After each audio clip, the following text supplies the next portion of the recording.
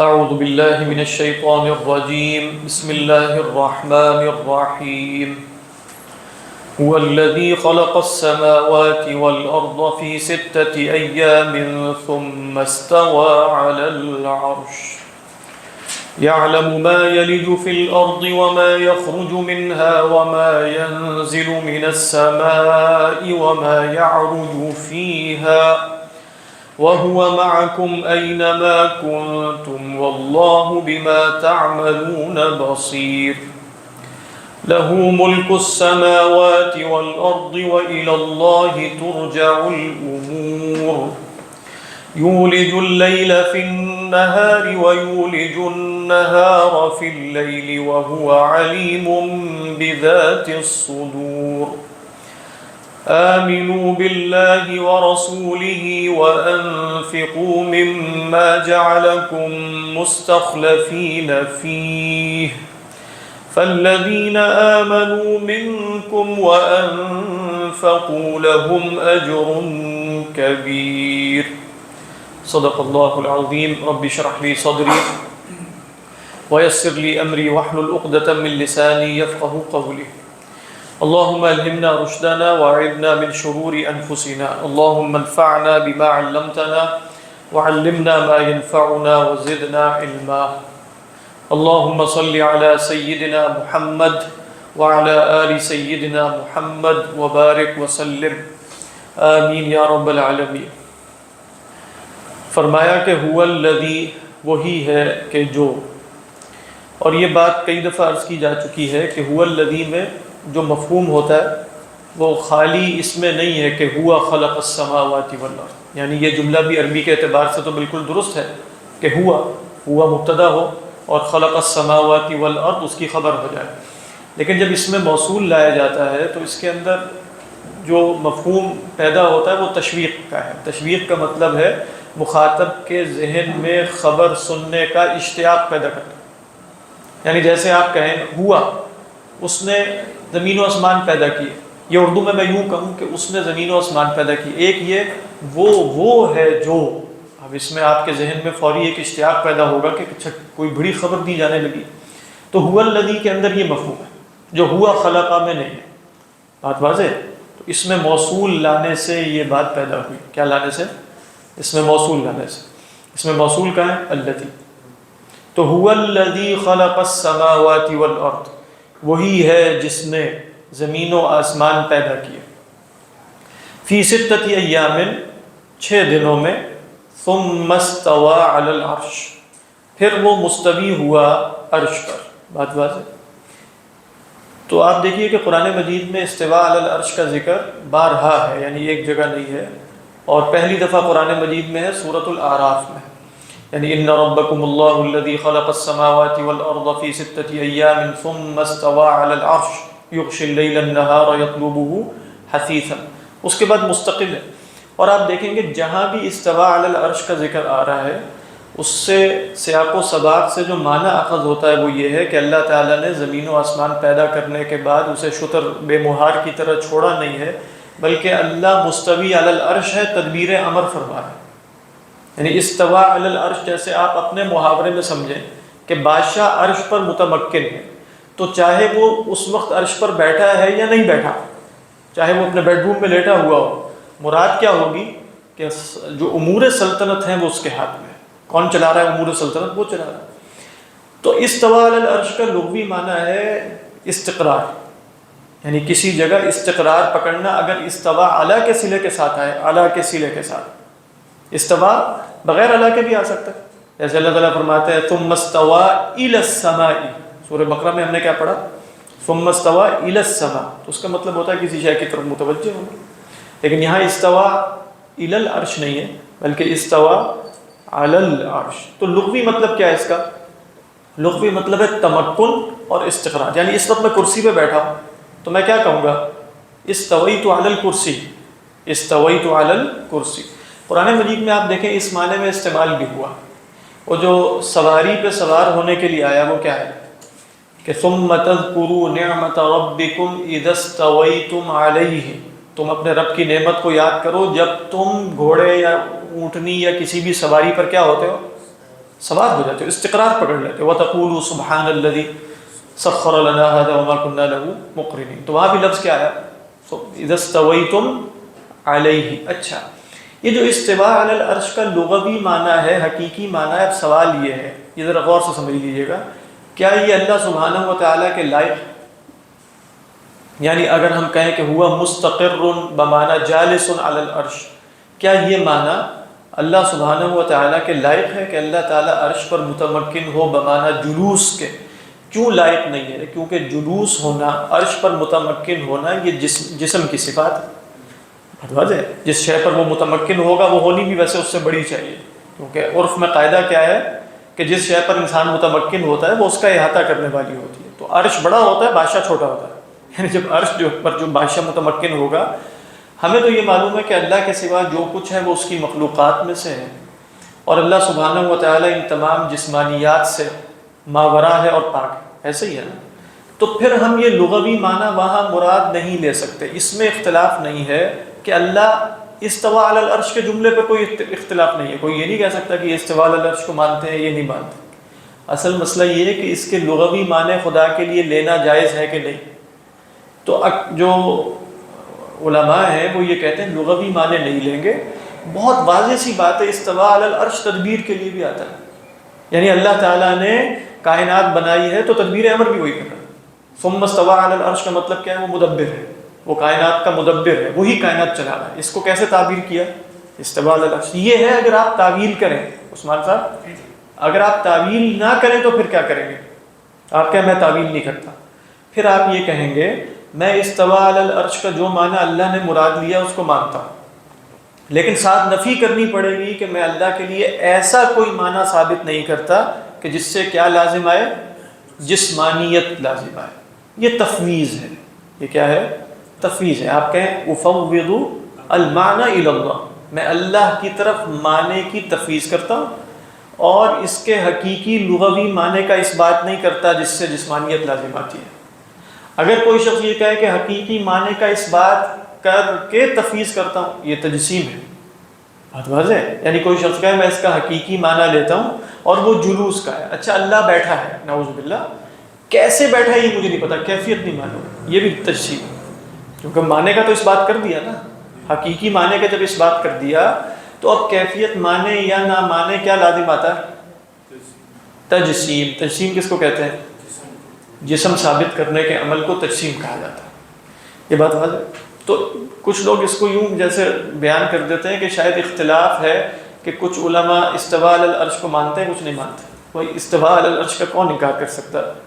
کیونکہ اللہ سبحانہ و تعالیٰ نے جب کہہ دیا کہ ہوا مستوی، کہ اللہ تعالیٰ جو ہے استوا علی العرش، تو کسی کے بس کی بات نہیں ہے کہ وہ استوا علی العرش کے معنی کا انکار کریں، بس تجسیم کا انکار کرتے ہیں. یہ بھی کہتے ہیں کہ بھائی اس سے نا مکان لازم آتا ہے تو ہم اس لیے نہیں مانتے. مکان بھی دیکھیں، جہاں بھی مکان کھولے جاتے ہیں، بات ہے اس کو بس جیسا ہے وہاں چھوڑ دو، اسے طویل کرتے رہے. اصل میں مسئلہ یہ ہے کہ جو چھوڑ دیتے ہیں نا بات کو، جسم ثابت کرنا شروع کرتے تھے، وہ اس پر اس بات کرتے ہیں کہ ماننا کیسے اللہ تعالیٰ مستقر ہے، اللہ تعالیٰ جالس ہے.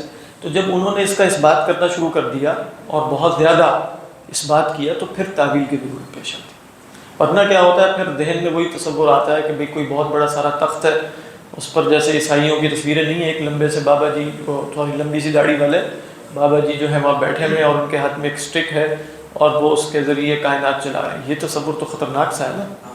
تو اس کے انکار کے لیے پھر وہ بتاتے ہیں کہ دیکھو یہ زمان ہو یا یہ مکان ہو، ٹائم اینڈ اسپیس، دونوں اللہ تعالیٰ کی مخلوق ہے، اور اللہ تعالیٰ اپنی مخلوق سے ماورا ہے، وہ اپنی مخلوق میں نہیں ہے.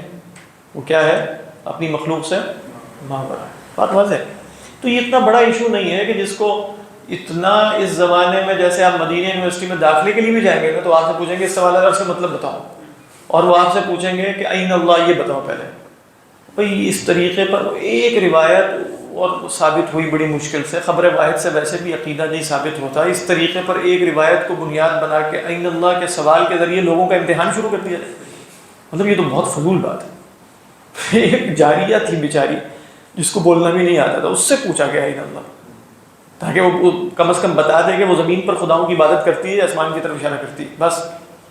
باقی یہ کوئی لوگوں کے امتحان کا طریقہ تو نہیں ہے. قرآن میں بھی آمنتم من فی السماء، ہاں من فی السماء ہے نا، لیکن جیسے قرآن مجید میں وَهُوَ الَّذِي فِي السَّمَاءِ إِلَٰهٌ وَفِي الْأَرْضِ إِلَٰهٌ، تو صرف سما کو کیوں مان لیا آپ نے؟ وہ تو اللہ تعالیٰ نے تو فرمایا زمین میں، ہاں تو بس ہم یہی کہیں گے کہ وَهُوَ الَّذِي أَمِنْتُم مَّن فِي السَّمَاءِ، حضرت عبداللہ بن عباس اور صحابہ سے مروی ہے کہ عذابہ، کہ آسمان میں جس کا عذاب ہے، جیسے ہم بھی کہتے ہیں وَفِي السَّمَاءِ رِزْقُكُمْ وَمَا تُوعَدُونَ، یعنی آپ دیکھیں جو عربی زبان جانتا ہوگا، اور عربی زبان میں سیاق و سباق سے مجاز کا تعین ہو جاتا ہے کہ نہیں، کہ معنی جیسے ہم بھی کہتے ہیں، مثال کے طور پہ آپ کہیں اس وقت پاکستان فوج کی مٹھی میں ہے، بھی بالفرض ایک جملہ میں بولتا ہوں، تو اب جا کے تلاش کریں گے GHQ میں کہ وہ مٹھی کدھر ہے جس کے اندر پاکستان اس وقت موجود ہے، آپ کہیں گے مٹھی سے مراد یہ ہے نہیں، اب وہ یہاں یہ لوگ کیا کرتے ہیں، اب آ گیا کہ وَالْأَرْضُ جَمِيعًا قَبْضَتُهُ، سب زمین اللہ کے قبضے میں مٹھی میں، تو ہو گئے مٹھی بھی ثابت ہو گئی ہے، یہاں اپنی زبان میں بولتے ہوئے کبھی مٹھی ثابت نہیں کرے گا، یعنی کوئی بھی نہیں کہے گا۔ اچھا پھر آپ دیکھیں کہ چیزوں میں تعین کیسے ہوتا ہے، جب تک آپ کو ذات کی حقیقت معلوم نہ ہونا، ذات کی حقیقت، اس وقت تک صفات کی حقیقت کا تعین نہیں ہوتا۔ میں آپ کو مثال دیتا ہوں، آپ ریل گاڑی میں بیٹھے ہوئے ہیں، آپ کہتے ہیں لاہور آ گیا، ایک ہی جیسا جو لاہور آ گیا، اس کا مطلب آپ کیا لیتے ہیں، لاہور چل کے آئے، آپ لاہور کے پاس چلے گئے، یعنی جہاز میں آپ آ رہے ہیں لاہور آ گیا، لاہور کی طرف آپ نے نسبت کی ہے کہ وہ آ گیا ہے، کہ آپ نے یہ کہا ہے کہ ہم لاہور آ گئے، کیا جملہ بولا ہے آپ نے، لاہور آ گیا، اچھا ٹھیک ہے۔ سیم جملہ آپ بولتے ہیں زید آ گیا، کوئی فرق ہے دونوں میں گرامیٹیکلی اور سینٹیکس کے اعتبار سے کوئی فرق ہے؟ زید آ گیا، لاہور آ گیا، دونوں کا آپ نے الگ الگ معنی کیوں لیا، کیوں؟ نہیں وجہ بتائیں نا، نہیں کوئی نہیں فرق مانا یہ اس لیے لیا ہے کہ آپ کو پتہ ہے زید کون ہے اور آپ کو پتہ ہے لاہور کیا ہے، آپ کو لاہور کی حقیقت بھی معلوم ہے، زید کی بھی حقیقت معلوم ہے، لہذا آپ کو پتہ ہے کہ جب آپ کہیں گے لاہور آ گیا تو لاہور ایسی شے نہیں ہے جو چل کے آتی ہے، بلکہ لاہور ایسی شے ہے جس کے پاس آپ چل کے جاتے ہیں۔ لیکن جب آپ کہیں گے زید آ گیا تو ہمیں جو کہ معلوم ہے کہ زید چل کے آ سکتا ہے، تو لہذا ہم حقیقی معنی پر محمول کریں گے۔ کیوں حقیقی معنی پر محمول کریں گے؟ اس لیے کہ زید کا ہمیں پتہ ہے، لیکن لاہور کا ہمیں پتہ ہے، تو وہاں وہی جملہ ہم حقیقی معنی پر محمول کر رہے ہیں۔ جب تک اللہ کی ذات کی حقیقت نہیں معلوم نا، تو خدا کا آنا جانا نزول فرمانا یہ سب چیزیں ہم نہیں سمجھ سکتے۔ لہذا اگر کوئی اصرار کرے کہ نہیں نزول فرمانے سے مراد اوپر سے نیچے اترنا ہے، تو یہ ایسے ہی ہے جیسے ابھی میں نے آپ کو مثال دی، لاہور آ گیا اور زید آ گیا، یہ چونکہ ہمیں لاہور کا بھی معلوم ہے، زید کا بھی معلوم، تو ہمیں معلوم ہو گیا۔ خدا کی ذات کی حقیقت کا کیا معلوم؟ ہمیں تو یہ معلوم ہے کہ لیس کمثلہ شیء، لیس کمثلہ شیء، اس کے معنی میں کوئی ہے ہی نہیں، تو لہذا نہ اس کے اترنے کے کوئی معنی ہے، تو اس کا اترنا نزول من مکان الی مکان نہیں ہو سکتا۔ بات واضح ہے، نزول من مکان الی مکان۔ اس لیے جب لوگ اصرار کرتے ہیں کہ نہیں مانو کہ نزول من مکان الی مکان ہے، تو پھر کہا جاتا ہے کہ تعویل کر لیتے ہیں، ورنہ تعویل کی کوئی ضرورت نہیں، ورنہ تعویل کی صوفیہ کو تو چاہیے نا کہ وہی تک رہیں، وہ بھی تو اب وہ جیسے تو صوفیہ سے بات کریں نا، ہم کیا کریں؟ نہیں جیسے ہمارے کنسرن ہے نا، تو اسی طرح سعودی علماء کے بھی نہیں، صوفیہ نے کیا کیا لیس کمثلہ میں بتائیے، نہیں صوفیہ نے کیا کیا؟ جی میں نا ہاں بتائیے، کھولنے لگوں ہاں کھولیں۔ گا، جس طرح ہمارے کنسرن ہے نا، تو سعودی علماء کی کنسرن ہے جس کی وجہ سے وہ آئین اللہ پوچھتے ہیں، یہ بھی تو بہت کچھ چیزیں انہوں نے بنا لی، وحدت الوجود، وحدت الشعور۔ یہ عین اللہ کا تعلق اس سے کیا ہے؟ وحدت الوجود وحدت الوجود کو چھوڑیں۔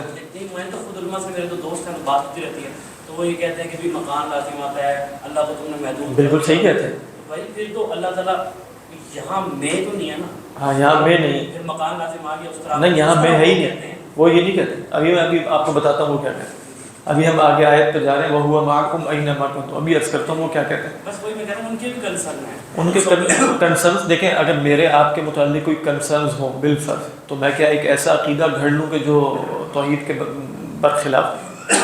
اپنے کنسرن درست کروائیں گے، وہ بالکل کروانے چاہیے، لیکن اس کا مطلب یہ ہے کہ کوئی ایسا عقیدہ گھڑا جائے جو سراسر تجسیم ہو، جس میں خدا کے لیے اعضاء ثابت کیے جا رہے ہیں، اور بالکل لٹرل میننگ میں، اور جیسے بالکل ایک سطحی طریقے پر چیزوں کا اس بات کیا جائے، یہ بھی تو غلط ہے۔ آپ زیادہ سے زیادہ ان کے عقیدے کا انکار کرنے کے بعد بتا دیں، لیکن اس سے یہ کیسے لازم آئے گا کہ استواء علی العرش اسی معنی میں مانو جیسے کہ ہم بتائیں، جب پتہ ہے کہ لغت میں مجاز کی بھی گنجائش موجود ہوتی ہے، تو دوسروں کی تبدیل کیوں کرتے ہیں؟ یعنی اگر کوئی تعویل کر لے تو اس کو اہل سنت سے خارج کر دیتے ہیں۔ اہل سنت کی اکثریت کو اہل سنت سے خارج کرتی ہے. شوافع ہوں، مالکیہ ہوں، احناف ہوں، سب اشاعرہ یا ماتریدیہ ہوتے ہیں، وہ سب کے سب اہل سنت سے خارج ہو گئے. پتہ نہیں وہی رہ گئے صرف چند جو اس وقت وہاں موجود ہیں. یہ کون سا طریقہ ہے؟ میں سر اس کے بارے میں اشاعرہ ماتریدیہ کا تعلق تو صوفیہ سے ہے ہی نہیں. صوفیہ ایک الگ سلسلہ ہے، لیکن اشاعرہ ماتریدیہ متکلمین ہیں اصلا. تو اصل لڑائی تو ان کی متکلمین سے بھی ہے، صوفیہ سے بھی ہے، ان کی لڑائی متکلمین سے بھی ہے. سر یہ بھی اس کے قائل ہے. میرے دوست ہیں کردستان، یعنی جو ایران کا کرد ہے نا، ہاں کردستان، ہاں وہ عربی ہے اور وہ اسکالر ہے. اس سے انگلش پہ پراپر بات ہوئی ہے. وہ ماتریدی شاعر ہے، یعنی ان دو میں سے ایک ہے، اور اس نے وہ کہا کہ ہم بالکل استواء عرش کے قائل ہیں. تو میں یہی بتا رہا ہوں کون مسلمان ہو سکتا ہے جو استواء العرش کا قائل نہ ہو؟ اللہ میاں نے جب فرما دیا استواء، یہی تو ابھی میں نے تھوڑی دیر پہلے بتا رہا تھا کہ استواء العرش کون ہو سکتا ہے جو قائل نہ ہو. یعنی اللہ میاں فرما رہے ہیں استواء العرش اور میں کہوں کہ میں استواء العرش کا قائل نہیں. نون سینس ہے یہ. تو استواء العرش کے معنی کیا مراد لے رہے ہیں؟ اصل تو یہاں اختلاف آئے گا. وہی تو میں بتا رہا ہوں. یہ دیکھیں کتنا سطحی اختلاف ان لوگوں نے پھیلا دیا ہے. یہی جن سعودی کنسرن والے جو لوگ ہیں کہ جن جو کہہ رہے ہیں کہ اختلاف شاید اس پر ہے کہ استواء العرش مانتے ہیں کہ نہیں مانتے ہیں. کوئی مسلمان ہو سکتا ہے جو قرآن کی آیت کا انکار کرے؟ خود ہی سوچیے. منظور مینگل صاحب نے اس کے اوپر پوری، منظور مینگل صاحب کو چھوڑیں، منظور مینگل صاحب کا علم الکلام میں کوئی درک ہے؟ بالکل سطحی طریقے پر وہ عقیدہ رکھتے ہیں اور وہی سعودی علماء سے متاثر ہے. یہ ان کا فیلڈ ہی نہیں ہے. یہاں متکلمین سے پوچھا جائے گا بھائی، متکلمین جنہوں نے عمریں کھپائی ہیں، یا رازی سے پوچھا جائے گا، یا غزالی سے پوچھا جائے گا، یا اس طرح کے یہاں حمدی سے پوچھا جائے گا. منظور مینگل صاحب کہاں جا کے پوچھیں؟ میں تو آپ کو وہ بتا رہا ہوں کہ جس میں 1000 سال سے علماء چلے آ رہے ہیں اور بیان کیے جا رہے ہیں.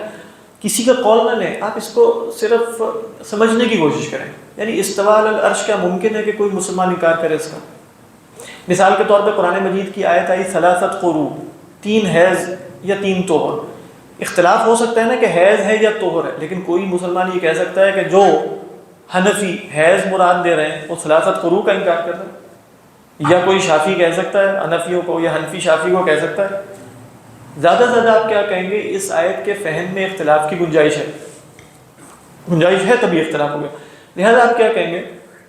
مسلمان استواء علی العرش کا انکار نہیں کر سکتا. لیکن کیا اس آیت کی دلالت قطعی ہے کہ اس سے کوئی اور شے مراد نہیں لی جا سکتی؟ ایسا بھی نہیں. تو لہذا اگر اختلاف ہو جائے گا تو اس کو اختلاف with in the boundary of اہل سنت رکھا جائے نا. یہ تھوڑی کہ آپ نے صرف تعویل ادھر سے کی اور تعویل کرنے والوں کو ادھر باہر نکال کے پھینک دیا، ادھر کرنے والوں کو ادھر کر دیا. صوفیہ کے گروہ بھی باہر ہو گئے، اشاعرہ ماتریدیہ بھی باہر ہو گئے. بیچ میں رہ کون گیا؟ سمجھ نہیں آ رہا.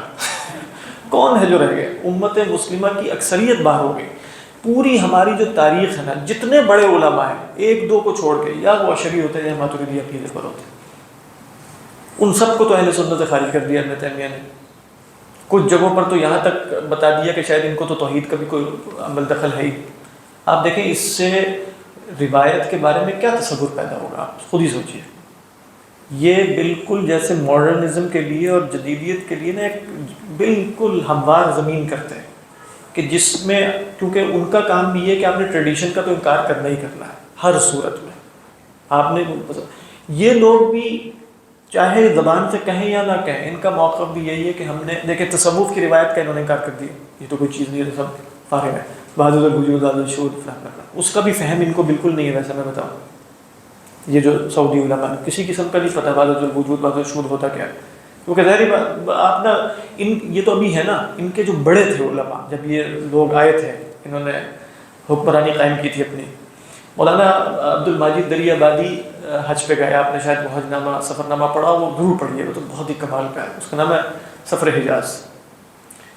تو سفر حجاز کوئی بھی جائے نا حج پہ عمرے پہ تو وہ پڑھے. ان کے ساتھ تھے مولانا مناظر احسن گیلانی، جن کو آپ جانتے ہیں. تو مولانا مناظر احسن گیلانی کی وہاں سعودی علماء کچھ بڑے بڑے لوگوں سے، تو وہ انہوں نے جو وہاں جو تبصرہ کیا تھا نا، وہ کہتے ہیں کہ مجھے کافی حیرت ہوئی کہ ان کے بڑے علماء اس طرح کے ہیں تو باقی کیسے ہوں گے. مطلب وہ کہتے ہیں کہ کیونکہ ہندوستان میں عقلیات اور غور و فکر اور اس طریقے پر ایک پوری روایت موجود تھی، وہاں اس طرح کی بات ہی کوئی نہیں تھی. تو انہوں نے کافی طنز کیا سخت قسم کا. تو لہٰذا یہ نہیں سمجھنا چاہیے کہ جو ان کا بالکل فتاوی لجنہ کمیٹی میں لکھ دیا انہوں نے، اور اس کے بعد کہ بھئی وحدت الوجود یہ ہوتا ہے کہ یہ اس طرح 4 لائنوں میں وحدت الوجود ایکسپلین کیا. یہاں تو ابھی تک سب مطلب لکھے چلے جا رہے لوگ، پتہ نہیں چل سکا. اور بہت یعنی یقیناً اس کے اندر گہرائیاں ہیں اور عمق ہے، اور وہ سطحی سی بات نہیں ہے جس کی بنیاد پہ ہم کہہ دیں گے یہ کفر ہے اور یہ فلاں ہے. لہذا اس کو اسی طرح سمجھیں کہ اگر پوری امت ایک چیز پر چلی آ رہی ہے تو انہوں نے تو روایت کا تصوف کا انکار کیا، اس کے بعد علم الکلام کی پوری روایت، کیونکہ علم الکلام ہے کیا، یا وہ ہے اشاعرہ یا ہے وہ ماتریدی، اور علم الکلام ہے کیا؟ اثری تو علم الکلام میں شمار ہی نہیں ہوتا نا، وہی میں بتا رہا ہوں، امام احمد بن حنبل کے جو فالوور تھے وہ تو بہت تھوڑے رہے نا ہمیشہ، امت کی اکثریت تو کبھی بھی نہیں رہی، فقہی اعتبار سے بھی حنبلی کتنے رہے آپ بتائیے؟ ہمیشہ تھوڑے سے رہے، حجاز میں رہے بس، ایسا ہی ہے نا، امت کی اکثریت کون ہے؟ یا احناف ہے یا مالکیہ یا شوافیہ، احناف مالکیہ شوافیہ سب کے سب یا اشعری ہوتے ہیں یا ماتریدی ہوتے ہیں، مالکیہ اور جو شوافیہ ہیں وہ اشعری ہوتے ہیں، احناف کیا ہے؟ ماتریدی۔ تو اس اعتبار سے غور کریں گے تو تھوڑے سے مسائل رہیں گے، ابھی آگے پڑھتے ہیں۔ میں ویسے کافی ایون اشعری ماتریدی سے میں دیکھا ہے ان میں فرق ہے، ہاں فرق ہے، ہم نے تو اس پر ہم تو دیکھتے چلے جا رہے ہیں۔ میں نے جو آپ جس کا بتایا نا، انشاءاللہ کبھی عقیدے پہ کوئی کلاس ہوگی، ہم نے یہ کی ہیں کسی زمانے میں، پھر اس پر انشاءاللہ غور کریں گے۔ لا الہ الا اللہ۔ تو اس پہ مطلب کہ رویہ یہی ہونا چاہیے کہ وقف کر کے بس اللہ کی شان کے مطابق، ہاں لیکن ساتھ نفی آپ نے کرنی ہے جسمانیت کی، یعنی وہ جو امام غزالی علیہ الرحمہ نے بھی کتاب لکھی ہے نا الجام العوام عن علم الکلام، اس کا بھی خلاصہ کیا ہے کہ علم الکلام سے عوام کو دور رکھا جائے، لیکن تنزیہ اجمالی پہ رہے۔ تنزیہ اجمالی کیا ہے؟ کہ اقرار کر لیا جائے اس بات کا کہ اللہ سبحانہ و تعالیٰ ہر قسم کی جسمانیت سے ماورا ہے، ان آیات کے وہ مفاہیم نہیں ہیں کہ جس سے جسمانیت، اس کے بعد کیا مفہوم ہے یہ تعبیر ہے، اس کی ہمیں کوئی ضرورت نہیں، میں ایک عامی ہوں، مجھے اس کی کوئی ضرورت نہیں کہ اب میں اس کے تعبیر کروں۔ ہاں کوئی آ کے جھگڑا شروع کر دے اور کہے کہ نہیں یا تو ظاہری معنی ہوں گے یا پھر بتاؤ کون سے معنی ہیں، پھر علماء کی تعبیرات بیان کرنے کی گنجائش ہے کہ جو لغت کے قوانین کے مطابق ہے۔ محمد صاحب کی جو یہاں پہ ورڈ سما جو آ رہا ہے بیچ میں کہ پہلے یہ ہوا پھر اللہ تعالیٰ عرش پہ آیا، اس میں کیا حکمت ہے؟ ہاں دیکھیں اصل دیکھیں اس، ہاں بالکل صحیح فرما رہے ہیں، اس سے یہ بھی پتہ چل گیا کہ استوا علی العرش جو ہے وہ اللہ تعالیٰ کی ان صفات میں سے نہیں ہے کہ جو صفات قدیمہ ہوتی ہیں، یعنی جس کو ہم یہ کہتے ہیں نا کہ کیونکہ یہ فعل ہے اللہ کا، فعل قدیم نہیں ہوتا، لیکن اللہ کا ارادہ تو قدیم ہے نا، اللہ کی قدرت بھی قدیم ہے، اللہ کا علم بھی قدیم ہے، اللہ کی سماعت بھی قدیم ہے، اللہ کی بصارت بھی قدیم، تو سما خود یہ بتا رہا ہے کہ یہ اللہ کی ان صفات میں سے نہیں ہے کہ جس کا ایسا اعتراف کرنا پڑے کہ اللہ ہمیشہ سے عرش پر مستوی ہے، عرش ہی ہمیشہ سے نہیں خود ہی سوچیے کہ عرش ہمیشہ سے، تو عرش تو خود اللہ کی مخلوق ہے، لہذا پھر بات کیا بنی کہ اللہ سبحانہ و تعالیٰ نے کائنات پیدا کی، کائنات پیدا کرنے کے بعد ایک بہت بڑا عرش بنایا۔ اب آپ دیکھیں کہ اللہ تعالیٰ نے جیسے یہ کائنات پیدا کی ہے نا، تو اس میں کچھ اسباب ایسے رکھے ہیں جو ظاہری اسباب ہوتے ہیں، میں عرض کرتا ہوں، دیکھیں بیت اللہ اللہ نے قرار دیا، تو بیت اللہ بنا لیا گیا، تو اب وہ اللہ کا گھر ہے، تو اللہ کا گھر آپ کہیں اللہ تو منزہ ہے گھر سے، یقیناً ہم نے ماننا ہے، کوئی شخص یہ کہہ سکتا ہے کہ اللہ تعالیٰ اپنے گھر میں ہے؟ کوئی نہیں۔ مراد کیا پھر؟ قبلہ ہے، اس کی طرف رخ کرنا ہے۔ جیسے آپ کسی بادشاہ کے گھر جاتے ہیں تو اس کے دروازے کو پکڑ پکڑ کے فریادیں کرتے ہیں، یہ کرتے ہیں، تو اللہ تعالیٰ نے اس کو کیا اسٹیٹس دے دیا؟ بیت، کئی بیت ہمیشہ سے، ہمیشہ سے نہیں۔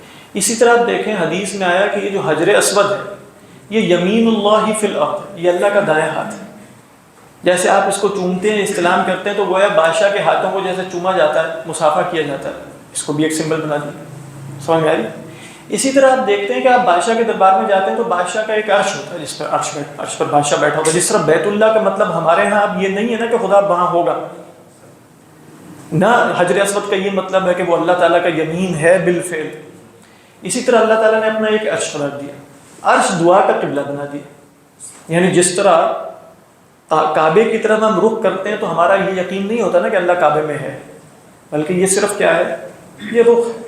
اسی طرح جب ہم دعا کرنے کے لیے ہاتھ اوپر اٹھاتے ہیں، اوپر دیکھتے ہیں، تو اللہ سبحانہ و تعالیٰ نے دعا کا قبلہ اوپر بنا، تو عرش اوپر ہے، ٹھیک، یہ ایک مفہوم ہے۔ پھر ثم استوى علی العرش کا مطلب یہ ہے کہ کائنات بنانے کے بعد دو قسم کے تصورات تھے۔ ایک تصور تھا ڈیسٹک، جو رہا ہے، پہلے بھی رہا ہے، ابھی بھی ہے۔ اور ڈیسٹک تصور یہ ہے کہ ہاں کائنات کا خالق و مالک جو ہے وہ خدا ہے، اللہ تعالیٰ نے یہ کائنات بنائی ہے، اس کے بعد وہ اس سے متعلق نہیں ہے، وہ اس سے مطلب آپ کہیں کہ جیسے ایرسٹاٹل کا خدا ہے کہ وہ جیسے پرائم موور تو ہے لیکن اس کے بعد اب اس کا لینا دینا کوئی نہیں ہے. جیسے آپ مثال کے طور پہ پہاڑ کے اوپر ہیں، وہاں سے دھکا مار کے فٹ بال نیچے گرا دیں. اب فٹ بال نیچے چلتی چلی جائے گی، کچھ قوانین ہے، گریوٹی ہے، ماس ہے اس کا کتنا، یہ سب ہوگا. گرانے والے کو کوئی عمل دخل، اس نے تو پیدا کیا، گرا دیا بس. واچ میکر جیسے بلائنڈ واچ میکر، اب اس نے جو ہے وہ گھڑی بنائی، گھڑی بنانے کے بعد چابی بھر دی. اب چابی بھرنے کے بعد وہ جا کے سو جائے، چابی تو چلتی رہے گی، گھڑی تو چلتی رہے گی، اس کو کیا فرق پڑتا ہے. اسی طرح اللہ تعالیٰ نے کائنات بنائی ہے اور پھر چھوڑ دیا ہے اسے. اس کی وہ اتنی عظیم مخلوق ہے، اس کا کیا لینا دینا اس کائنات سے. بات واضح. اس تصور کی نفی ہے نہیں. اس نے کائنات بنائی ہے، اس کے بعد جا کے وہ کہیں مصروف نہیں ہو گیا، اپنے کام میں نہیں لگ گیا. ثم استوى على العرش. اسی لیے آپ دیکھیں سورہ حامیم سجدہ جمعے کے صبح آپ پڑھتے ہیں الف لام سجدہ، اس میں کیا ہے، ثم استوى على العرش يدبر الامر. ایسا ہی ہے نا، ثم استوى على العرش، اس کے بعد کر کیا رہا ہے استوى على العرش پہ؟ تدبیر امر کر رہا ہے. یہ جملہ حالیہ ہے. ثم استوى على العرش يدبر الامر، جو یہ مضارع ہے نا، یہ کیا ہے؟ جملہ حالیہ. وہ مستوی علی العرش ہے، کیا کر رہا ہے؟ یدبر الامر، تدبیر امر فرما. تو اس میں اشارہ اس بات کی طرف ہے، ان تصورات کی نفی ہے کہ خالق بھی وہی ہے، عامر بھی وہی ہے. جیسے دیکھیں وہاں آپ جائیں کدھر بلا، سورہ اعراف میں جہاں پہلی دفعہ استواء علی العرش کا ذکر آیا، وہاں کیا آیت ہے؟ ان ربکم اللہ الذی خلق السماوات والارض فی ستۃ ایام ثم استوى علی العرش یغشی اللیل النہار. اب یہ تدبیر امر کا بیان آ رہا ہے. کر کیا رہا ہے جو ثم استوى علی العرش؟ وہی جملہ حالیہ. آیات پہ غور کریں، یغشی اللیل النہار یطلبوه حثیثا والشمس والقمر والنجوم مسخرات بامرہ. اس کے بعد کیا فرمایا؟ الا لہ الخلق والامر. آگاہ ہو جاؤ، پیدا بھی اس نے کیا ہے، حکم بھی اسی کا چلتا ہے. یہ نہ سمجھنا کہ پیدا اس نے کیا تھا اس کے بعد کوئی اور کائنات چلا رہا. مستوی علی العرش ہے، یغشی اللیل النہار یطلبوه حثیثا. تو اس معنی میں آپ دیکھیں تو استواء علی العرش کا مفہوم آپ کو سمجھ رہے ہیں. یہ تعویل کر رہے ہیں اس وقت، یہ ہمارا کام نہیں ہے ویسے تعویل کرنا، لیکن چونکہ جن علماء نے کی ہے ان کی بات کر رہا ہوں. خود ہمارا یہ نامرتبہ ہو سکتا ہے نہ کہ ہم یہ تعویل کریں، لیکن آیات پہ غور تو کرنا چاہیے. کیونکہ وہ لوگ جو کہتے ہیں کہ اگر آپ اس کے تفویض معنی کرتے ہیں تو گویا اللہ تعالیٰ نے کلام میں کچھ ایسا کلام اتار دیا جس کا کوئی معنی آپ سمجھ نہیں سکتے. بھائی سمجھ رہے، اجمالی معنی سمجھ میں آ رہا ہے، اجمالی معنی ہمیں سمجھ میں آ رہا ہے، تفصیلی معنی کی تفویض کی ہے ہم نے. یہ بات ذہن میں رکھیے گا. اجمالی معنی ہمارے علم میں ہے کہ ثم استوى علی العرش اپنے سیاق و سباق میں آ کر ایک مفہوم دے رہا ہے. باقی جو ہے نا علم الکلام کو جاننے کے لیے علم الکلام کے جو اساتین ہیں، اساتین ان کو پڑھنا چاہیے. فی زمانہ یا اس طرح کے لوگوں کو نہیں. اساتین کون ہیں؟ یہ لوگ، وہ رازی ہیں، وہ آمدی ہیں، وہ غزالی ہیں، یہ لوگ باقلانی ہیں. یہ لوگ کیا ہیں؟ یہ علم کلام کے اساتین ہیں. یہ آپ کو بتائیں گے کہ وہ ہوتا کیا ہے.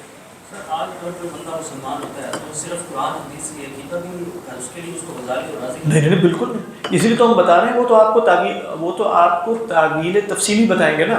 وہ ایمان کے رکن میں شامل ہے تعویل تفصیلی. تعویل اجمالی کم از کم اتنی بات مانے گا نا، ہر جگہ جب وہ پڑھے گا نا تو بریکٹ میں لیس کا مثلہ شیء بھی لگا دے، بس وہ خود قرآن سے پتہ چل رہا ہے. جب وہ کہے گا ثم استوى علی العرش تو ساتھ جب وہ اس کے بریکٹ میں لگائے گا لیس کا مثلہ شیء تو خود اسے سمجھ میں آ جائے گا نا کہ استواء علی العرش جو ہمارے مخلوق کے ہاں ہوتا ہے وہ خدا کے ہاں نہیں ہوگا. بس کافی ہوگی بات. امام مالک کا جو قول ہے مطلب کافی ہوگی نا یہ بات. لیکن اس پر مزید اصرار کر کے کہا جائے کہ یہ استقرار اور جلوس مانو. اب یہ بات وہ عقیدہ قرآن و حدیث سے لا رہے ہیں یا اپنی طرف سے نہیں لا رہے ہیں؟ ہاں یہی میں بتانا چاہ رہا ہوں. تحویل اجمالی میں تو بالکل واضح ہے. قرآن کو جو بھی پڑھے گا اسے سمجھ میں آ جائے گا کہ اللہ کی تسبیح کی بھی تو آیات کتنی ہیں.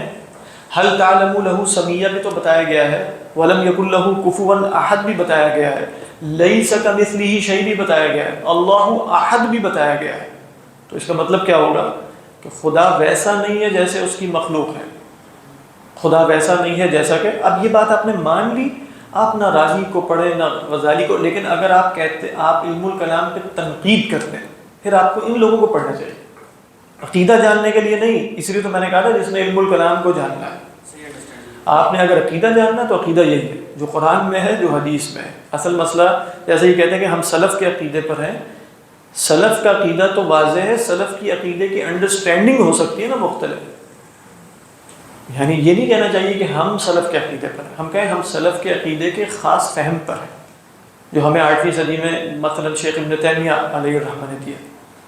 لیکن وہ اصرار یہ کریں، جیسے کوئی شخص کہہ سکتا ہے حنفی کہ قرآن و حدیث پر ہم ہیں، باقی شافعی پتہ نہیں کیا کر رہے ہیں، وہ یہی کہے گا قرآن و حدیث کا جو فہم فقہ حنفی میں ہے، فروعات میں، وہ یہی کہے گا۔ وہ یہ تو نہیں کہہ سکتا نا کہ قرآنی اور حدیثی تو میں ہوں، یعنی کوئی اگر یہ نہ پڑھتا ہوں قرآنی حدیثی میں ہوں، باقی یہ پتہ نہیں کیا ہے، یہ شاید وید وغیرہ سے یا ویدانت سے یا کہیں اور سے استدلال کرتے ہوں گے۔ اگر کوئی شخص یہ کہے گا تو مسئلہ پڑ جائے گا نا۔ اسی طرح اگر کوئی شخص اپنا نام ہی سلفی رکھ لے گا پھر مسئلہ پڑے گا کہ گویا وہ دعویٰ یہ کر رہا ہے کہ سلف کے عقیدے پر تو میں ہی، اس سلف کے عقیدے پر ہی ہے، باقی بھی۔ اصل مسئلہ یہ ہے کہ سلف کے عقیدے کا آپ کا اپنا ایک فہم ہے تو آپ نے اس کو کہہ دیا تو آپ بے شک کہیں کہ ہم، لیکن اپنا نام سلفی رکھنا تو ایسے ہی ہے جیسے منکرین حدیث اپنا نام اہل قرآن رکھ لیں، وہ کہیں ہم تو قرآنی ہیں، قرآنین ہیں، ٹھیک ہے، تو عجیب سی بات بن جائے گی نا۔ ہم کہیں گے کہ یہ قرآنین نہیں ہے، قرآنین تو اہل سنت ہی ہیں جو حدیث کو مانتے ہیں، اصل میں تو قرآن پر چلنے والے وہی ہیں۔ تو یہ عجیب سی بات ہوئی ہے، آپ کہہ دیں کہ ہم سلفی ہیں اور سلفی ہی اہل سنت ہوتے ہیں، اور باقی یہ تو ایک عجیب و غریب قسم کا تزکیہ نفس ہو جائے گا، کیونکہ ان دی اینڈ تو یہ انٹرپریٹیشن کا اختلاف ہے جو اہل سنت کے اندر ہو سکتا ہے۔ یہ اصول فقہ آپ پڑھیں گے تو آپ کو معلوم ہو جائے گا کہ یہ آیات اپنی دلالت میں قطعی نہیں ہیں۔ قطعی نہ ہونے کا مطلب ہے کہ یہاں گنجائش ہے اختلاف کی، تو جب اختلاف کی گنجائش رہے گی تو آپ زیادہ کہیں گے کہ ہمیں تو یہی سمجھ میں آتا ہے، اور ہم جہاں اختلاف کی گنجائش ہوتی ہے وہاں آپ کا قول کیا ہوتا ہے؟ کیا قول ہوتا ہے؟ ہمارا مذہب درست ہے لیکن غلطی کا احتمال، بس۔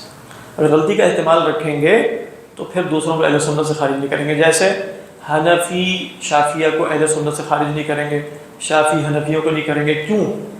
اگر غلطی کا احتمال نہ رکھتے تو خارج نہ کر دیتے، خود ہی سوچے، لازم خارج کر دیتے۔ اللہ اکبر۔ تو فرمایا دیکھیں اس کے بعد علم کا بیان ہے، یعلم ما یلج فی الارض، جانتا ہے وہ جو داخل ہوتا ہے زمین میں، ولج یلج ولوجا، کیا معنی ہے؟ ولج یلج ولوجا، داخل ہونا۔ ویسے علماء لغت نے کہا کہ جو ولج یلج ولوجا یا اولج یولج، جیسے ابھی ہم آگے پڑھیں گے، ولج یلج کیا ہے؟ داخل ہونا، اور اولج یولج کیا ہے؟ کیا ہوگا پھر اگر ولج یلج داخل ہونا ہے تو اولج یولج کیا ہوگا؟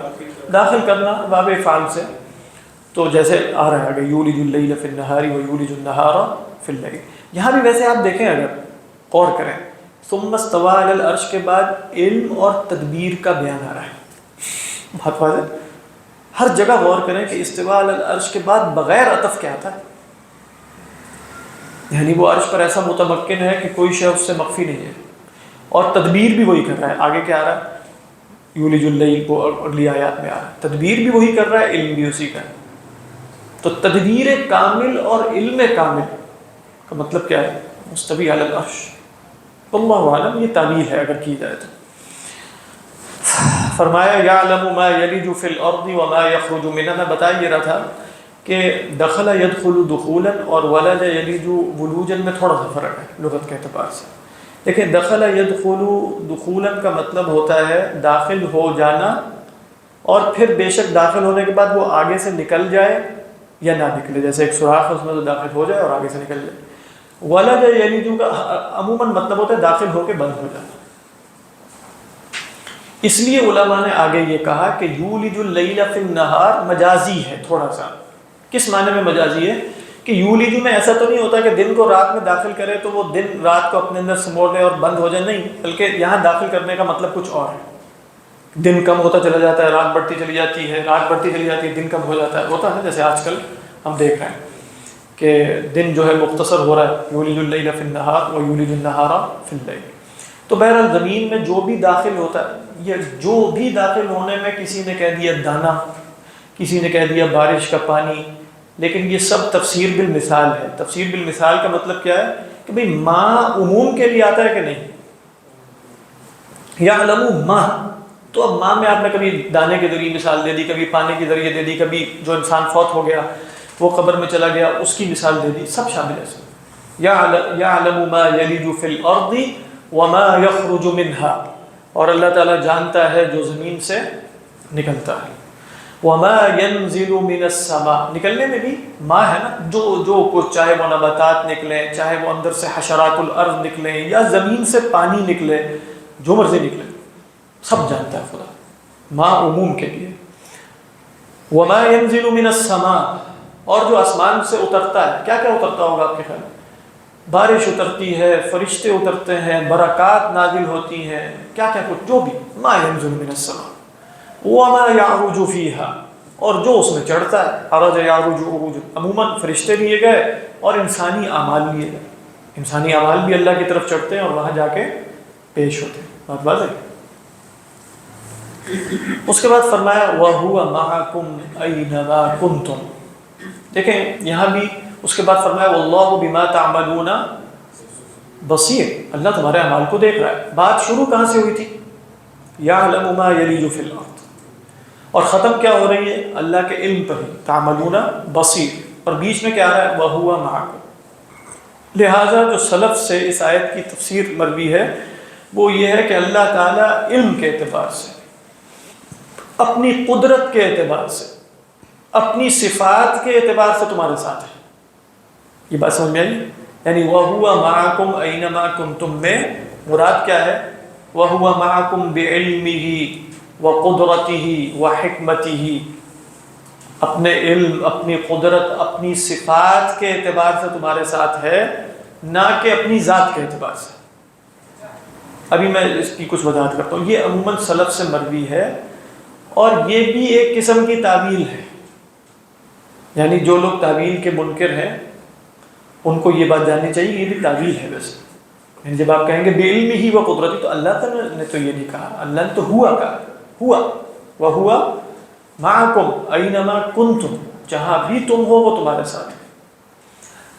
اچھا، اس کی تعویل یہ کیوں کی گئی؟ ایک تو یہ کہ آپ سیاق دیکھیں تو سیاق بھی علم کا ہی ہے۔ جیسے آپ کہتے ہیں نا کہ بھئی میں تمہارے ساتھ ہوں، تو ضروری نہیں کہ آپ مراد یہ لے رہے ہو کہ میں تمہارے ساتھ ہوں، بلکہ یہ بھی ہو سکتا ہے کہ میں تمہارے احوال سے باخبر ہوں، میں تمہاری مدد کروں گا، میری محبت تمہارے ساتھ ہے، تو یہ عام محاورہ ہے۔ اسی طرح آپ دیکھیں یہ دوسری آیت اگلی صورت میں ہم پڑھیں گے، وہاں بھی یہی ہے، الم تر ان اللہ یعلم ما فی السماوات وما فی الارض، کیا فرمایا اس کے بعد؟ ما یکون من نجوى ثلاثة الا هو رابعهم، 3 آدمیوں میں نجوہ نہیں ہوتا مگر چوتھا کون ہے؟ ولا 5 الا هو سادسهم ولا اکثر من ذلك، وکیا ہے؟ ولا ما يكون من نجوى 3 الا هو رابعهم ولا 5 الا هو سادسهم ولا اكثر من ذلك ولا ادنى من ذلك ولا اكثر الا هو معهم اينما كانوا، مگر یہ کہ اللہ ان کے ساتھ ہوتا ہے۔ لیکن اب یہ کیا بات ہو رہی ہے؟ بات شروع کہاں سے ہوتی ہے؟ الم تر ان اللہ يعلم ما في السماوات وما في الارض ما يكون من نجوى 3، تو یہاں بھی علماء نے تعبیر کیا کی؟ علم کی۔ یہ تعبیر سلف سے بھی ثابت ہے، یہی متکلمین کا مسلک بھی ہے، ٹھیک ہے۔ صوفیہ ہیں اس میں تھوڑے سے منفرد، کچھ صوفیہ، جیسے آپ مجدد الفسانی علیہ الرحمہ کے مکتوبات پڑھیں تو وہ اکثر جگہوں پر تو یہی کہتے ہیں کہ مائیت سے مراد مائیت علمی ہے۔ مائیت سے مراد کیا ہے؟ اچھا، صوفیہ کہتے ہیں مائیت ذاتی ہے، بات ہے مائیت، لیکن کس شرط کے ساتھ، جو ابھی میں عرض کرتا ہوں، وہ شرط یہ ہے وہ معیت مکانی یا زمانی نہیں ہے۔ یعنی معیت ذاتی سے سمجھ میں آتا ہے نا کہ جیسے یہ کرسی میرے ساتھ معیت ذاتی رکھتی ہے تو ایک ہی مکان میں موجود ہے، وہ یہ مانتے ہیں اور اقرار کرواتے ہیں کہ وہ منزہ عن الزمانی والمکان ہے، وہ مکان کے اعتبار سے ہمارے ساتھ نہیں ہے کیونکہ مکان اس کی مخلوق ہے، لیکن معیت ذاتی ہے، اپنی ذات کے اعتبار سے ہمارے ساتھ ہے۔ سمجھ میں آ رہی ہے کہ نہیں؟ یہ وہ اس آیت کی تعویل کر رہے ہیں یا بغیر تعویل کے لے رہے ہیں اس کو؟ بغیر تعویل کے لے رہے ہیں۔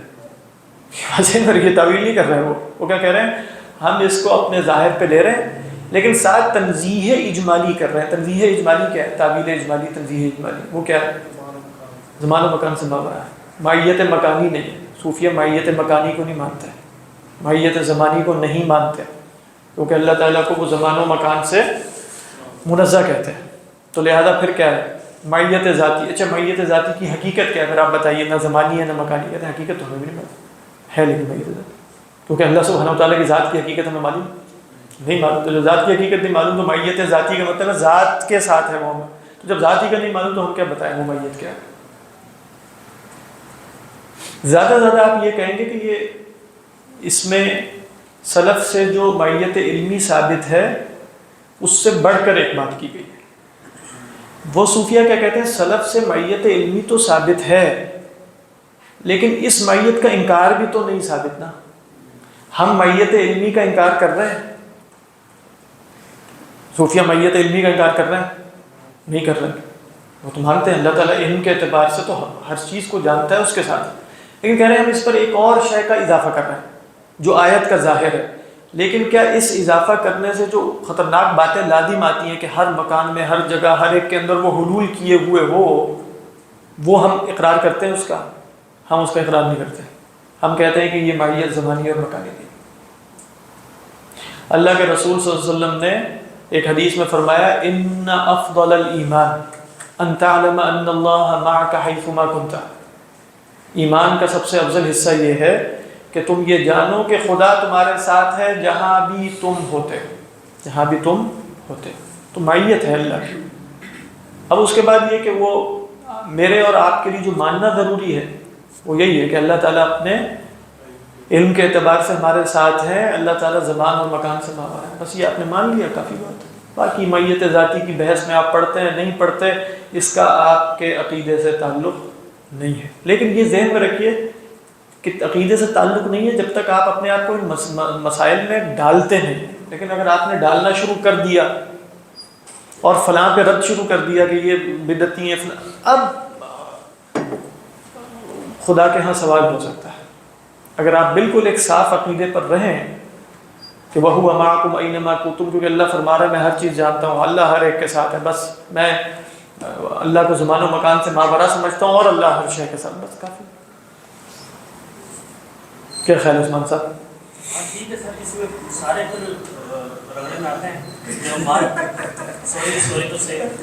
ماتریدی ہیں وہ ان کو اہل سنت سے باہر کہتے ہیں۔ کس کو؟ احمد بن حنبل کے پیروکاروں نہیں کہتے ہیں۔ نہیں، آپ کو وہ مباحث کا پتہ ہے نا، امام احمد بن حنبل کے پیروکاروں میں عبد الرحمن ابن الجوزی بھی ہیں، ابو یعلا الموصلی بھی ہیں۔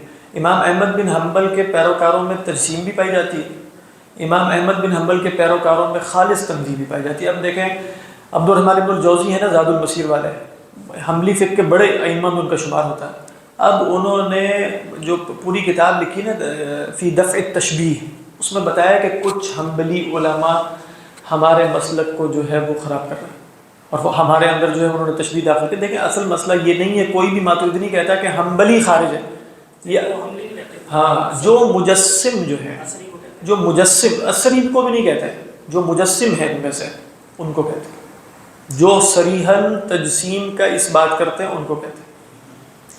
سمجھ میں آ رہی ہے کہ نہیں بات؟ لہذا نہیں میں ابھی یہ بات نہیں کر رہا تھا کہ وہ کون کس کو داخل کر رہا ہے، میں کہہ رہا ہوں جو میں نے ابھی مائیت کا بیان کیا اس میں کوئی اشکال ہے؟ نہیں ٹھیک ہے سر، یہ ہاں بس جو صالح عثیمین وہ بھی اس چیز کے قائل ہیں کہ مائیت بھی خود سے ایک صفت ہے، یعنی کہنے کا مطلب ہے بڑی کمپلیکیٹڈ ہے، مجھ جیسے بندے سے ہاں، یعنی ان دی اینڈ یعنی جو میں نے بیان کیا اس میں کوئی مسئلہ صوفیہ کے تصور مائیت ذاتی۔ سر مسئلہ یہ ہے کہ اگر اس کو کھولتے جائیں گے نا، اگر تفویض کر لی جاتی اور یہ اتنی ضرورت نہ پڑتی۔ صوفیہ نے تو تفویض ہی کی، نہیں اگر تفویض نہیں میں بتاتا ہوں، تعویل تو دوسروں نے کی بھی ہے۔ صوفیہ نے تفویض کیا کہ اللہ نے کہا ہے وَهُوَ مَعَكُمْ، ہم مانتے ہیں اللہ ہمارے ساتھ ہے، کیفیت ابن معلوم، تفویض کیا انہوں نے کون کھولا تو دوسروں نے، جنہوں نے کہا مائیت سے مراد علمی ہے، مائیت سے مراد صفاتی۔ ہم تو کہہ رہے ہیں صوفیہ کے بیان میں کیا ہے؟ میں یہ کہہ رہا ہوں کہ جنرلی جو قائد ہیں نہیں ابھی صرف اس پر ہے۔ صوفیہ نے جو کہا کہ اللہ کی مائیت ذاتی ہے اور تعویل نہیں کی، اس میں کیا اشکال ہے؟ یہاں تو انہوں نے پردہ در پردہ وہ کیا ہے کتاب کیا کہہ رہے ہیں، مزید کھولا تو کچھ بھی نہیں، انہوں نے تو کچھ بھی نہیں کھولا، انہوں نے کہا جب اللہ نے کہا وہ ہمارے ساتھ ہے تو ہم مانتے ہیں، ہمارے ساتھ ہے، زمان و مقام سے مانگ رہا ہے، اس میں کیا اشکال ہے؟ وہ تو پھر دوسری آیات میں ہے نا، جسے مستوی علی العرش کہنے کے جو ہاں نہیں کہنے کا پوائنٹ تو بالکل بات ہے، لیکن کہنے کا مقصد یہ کہ اس میں انہوں نے کوئی پردے تو نہیں کھولا، نہیں نا، تو صرف ظاہر پہ رہے. جس طرح آپ نے فرمایا نا کہ جو بندہ اس میں پڑ جائے تو پھر وہ آپ مثال کے طور پہ ابن عربی اگر یہ چیزیں نہ کرتے، جس طرح آپ نے ابن تیمیہ نے کہا، ابن عربی علیہ الرحمہ اگر وہ نہ کرتے تو آج ہمیں یہ جو تشریح دیکھیں کرنے نہ کرنے کا تو آپ جیسے دین میں کیسے کسی کو پابند کریں گے. دیکھیں میری ایک شاکلہ ہے، ہو سکتا ہے میرا ذہن جو ہے فلسافیکل نہ ہو اور میں اس طرح کے مسائل میں غور و فکر کبھی کروں ہی نہ، لیکن دین تو سب کے لیے آیا ہے آپ کے خیال میں. وہ ابن عربی کے لیے بھی آیا ہے، وہ ابن تیمیہ کے لیے بھی آیا ہے، وہ کوئی اگر بالفرض افلاطون ہوتا تو اس کے لیے بھی تھا. تو اب میں کیسے کہہ سکتا ہوں کہ بھئی فلاں کو چاہیے تھا یہ نہ کرتا. اللہ میاں نے مختلف ایپٹیٹیوڈ بنائے ہیں، مختلف شاکلات بنائی ہیں، مختلف ذہنی ساخت، اور سب کے لیے دین میں گنجائش رکھی ہے. لہذا اگر ابن عربی هو الاول والآخر والظاہر والباطن پڑھیں گے یا کوئی بہت بڑا فلسفی پڑھے گا تو آپ یہ نہیں کہہ سکتے کہ بھئی جو مفہوم ایک فلاں شخص نے لے لیا ہے اس سے بڑھنے کی کوشش نہ کرتا، نہ کرتے تو بہتر ہوتا. میں کہہ نہیں سکتا. یہ تو دین میں جیسے آپ دین میں سب کو ایک سطح پہ رکھتے ہیں، بھئی دین میں اتنی گہرائیاں ہو سکتی ہیں کنٹرڈکشن کی نہیں. ایک ہوتا ہے اجمال، ایک اس کے اندر تفصیل کی ایک اور لیئر ہوتی ہے، پھر مزید لیئرز ہوتی ہیں، پھر مزید لیئرز ہوتی ہیں. دین تو سب کے لیے آیا ہے، غور و فکر کی دعوت بھی دی گئی ہے. اللہ تعالیٰ کی صفات میں غور و فکر یعنی اس کے مظاہر میں اور اس کی معرفت میں اضافے کا مستقل کہا گیا ہے کہ نہیں. تو اگر بالکل ایک سطحی فہم پر رہیں گے نا تو وہ ہوتے ہوتے تو کہیں اور پہنچا دیتا ہے. وہ خدا بھی محض ایک سطحی سا تصور رہ جاتا ہے جس پہ پھر لڑائی جھگڑا ہی ہوتا ہے کہ وہ ہے کدھر اور وہ کدھر بیٹھا ہے اور کیا کر. یہ سب باتیں خدا کی تو ہو رہا ہے. تو اس کا مطلب یہ ہوا کہ کچھ لوگ جو دین کی گہرائیوں میں اتریں گے وہ نہ اترنا ہی اترنا ہے، وہ ان کی شاکلہ ہے. اب زیادہ کہہ سکتے ہیں کہ میرے خیال میں ان سے یہ غلطی لگی ہے اور آپ دلائل سے ثابت کریں. یہ نہیں کہیں گے یہ ان مسائل میں پڑھے کیوں ہیں، آپ یہ نہیں کہیں گے. آپ زیادہ کہیں گے کہ یہ ان مسائل میں پڑھ کے جو انہوں نے نتیجہ نکالا ہے وہ فلاں فلاں دلیل کی روح سے غلط ہے. بس اگر وہ دلیل ٹھیک ہوگی تو قبول کر لی جائے گی، نہیں ہوگی نہیں کریں. بس نتیجہ نکال کے خود ہی چلے جاتے دنیا سے، ہمیں بھی تو دار میں وہی بات ہو گئی. تفسیر لکھتے اور خود پڑھ کے چلے جاتے، ہمیں کیوں تفسیر نقل کرتی. حدیث کی شبہات لکھتے اور خود پڑھ کے دفن کر کے کہیں چلے جاتے ہیں، ہمیں کیوں نقل کرتی. خام کو مصیبت میں ڈالا ہوا ہے. اور وہ یہ تو عجیب سی بات ہے. یہ تو کتمان علم ہوتا. ان کے خیال میں اگر وہ صحیح علم ہے تو وہ آگے نشر کریں گے. زیادہ آپ اختلاف کریں گے کہ ہمارے خیال میں وہ اتنا صحیح نہیں ہے. تو مطلب یہ اعتراض ٹھیک نہیں ہے. وہ اعتراض کیا ہے اصل میں کہ ان کو بس وہیں رہنا چاہیے تھا جتنا عبداللہ ابن عباس سے رضی اللہ تعالیٰ عنہ اور مجاہد سے اور فلاں فلاں سے مروی ہو گیا، بس وہیں رک کے گزرتے چلے جاتے ہیں. اللہ تعالیٰ نے یہ کتاب میرے آپ کے لیے سب کے لیے اتاری ہے. اعلیٰ سے اعلیٰ ذہن رکھنے والوں کے لیے بھی اتاری ہے، ادنا سے ادنا ذہن رکھنے والوں کے لیے بھی اتاری ہے. اور قطعاً دین میں کہیں مطالبہ نہیں ہے کہ جو سلف سے تفسیر مروی ہے اس کے بعد غور و فکر کے دروازے بند کر کے بیٹھ جاؤ. قطعاً جو اس کے بعد تم نے غور نہیں. زیادہ کیا ہے، اگر سلف کا کسی بات پر اجماع ہے تو ایسی جدید تفسیر نہ لاؤ جس سے اجماع ٹوٹتا ہو بس. لیکن ایسی جدید آپ دلائل کی روشنی سے، چاہے وہ عربی اور اصول فقہ، نہیں کہ میں الٹی سیدھی بیٹھ کے کوئی بھی گونگی مار لوں. ان دلائل کی روشنی میں اگر آپ کوئی بات کرتے ہیں اور وہ سلف کی بات نہیں ہے، پہلے کبھی کسی نے نہیں کی، لیکن وہ سلف سے ٹکرا بھی نہیں رہی آپ کے خیال میں یا میرے خیال میں، تو میں کر سکتا ہوں کہ نہیں. میں نہیں، یعنی مجتہد اگر کوئی ہوگا. تو جتنے بھی ان لوگوں نے مباحث کیے، چاہے وہ ابن عربی ہوں، چاہے وہ یہ متکلمین ہوں، ان سب کے خیال میں جو ان کے نتائج فکر تھے وہ سلف کے فہم سے نہیں ٹکراتے تھے. امام غزالی نے تو پوری کتاب جو لکھی ہے ان کے خیال میں یہ مذہب سلف ہے. الاقتصاد فی الاعتقاد جو ان کی عقیدے کی کتاب ہے وہ فہم سلف کے طور پہ پیش کی. تو ان کے خیال میں وہ نتائج فکر نہیں ٹکرا رہا نا، اس لیے پیش کی انہوں نے. آپ یہ نہیں کہہ سکتے ان کو رک جانا چاہیے. سلف نے جوہر اور عرض پہ گفتگو کی ہے تو نہیں کی تو ہم بھی نہیں کریں گے. اس سلف نے تو اصول فقہ پتہ نہیں کن کن مباحث میں جو آج ہم پڑھتے ہیں، ظاہر کبھی نص ہے، ظاہر ہے، محکم ہے، مفسر ہے، فنا ہے، فلاں ہے، تقسیمات الفاظ کی کرتے ہیں، کیا دقت اترتے ہیں، وہ سب کرتے ہیں. اس میں تو کسی نے آج تک نہیں کہا کہ سلف سے تو ایسی دقتیں کوئی مروی نہیں ہے اصول فقہ کے مباحث میں اور فلاں میں. تم نے کہاں سے لے کے آ. سب کو معلوم ہے کہ دیکھیں علم جو ہوتا ہے شروع میں بیج ہوتا ہے، پھر اس کے اوپر تفصیلات پیدا ہوتی ہیں، اور وہ سب تفصیلات اس بیج ہی سے پھوٹ رہی ہوتی ہیں، اور پھر دور تدوین آتا ہے، پھر دور تدوین کے بعد دور تفصیل آتا ہے، تفصیلات پیدا ہوتی ہیں۔ علم کبھی بھی کوئی علم ترقی نہیں کر سکتا اگر آپ اس کو اس کے اولین مرجع پر کہہ دیں کہ اس پر جو ہے وہ کچھ بھی اضافہ نہیں کرنا تمہیں، کبھی بھی کوئی علمی ترقی نہیں ہوتی۔ یہ ساری جو ہمارے علوم پیدا ہوئے ہیں، یہ سب اسی بیج کی شرح، سب انہی الفاظ کی شرح ہے جو اللہ کے رسول صلی اللہ علیہ وسلم کے زبان مبارک سے برآمد ہوئے، سب وہی الفاظ ہیں۔ آپ نے فرما دیا احسان یہ ہے، ایمان یہ ہے، اور اسلام یہ ہے، تو دیکھیں وہ ایمانیات کا ایک پورا فن اور علم وجود میں آیا، فقہیات کا پورا ایک علم وجود میں آ گیا، تصوف کا پورا ایک علم وجود میں آ گیا۔ وہ سب اپنی نسبتیں کہاں کریں گے؟ وہ دین کی انہی 3 چیزوں میں سے کسی کی طرف کر دیں گے، یا ایمانیات کی طرف کریں گے، علم الکلام کی بنیاد بنائیں گے کہ ایمان کا مطلب کیا ہے، ایمان لانے کا مطلب کیا ہے، یا اسلام سے مراد ظاہری اگر اطاعت ہے تو ظاہری اطاعت کا طریقہ تو فقہ سے معلوم ہوتا ہے، وہ فقہ ایک علم وجود میں آ گیا، وغیرہ وغیرہ۔ ان تعبد اللہ کأنک تراہ فإن لم تکن تراہ فإنہ یراک، اس سے پورا ایک علم وجود میں آ گیا۔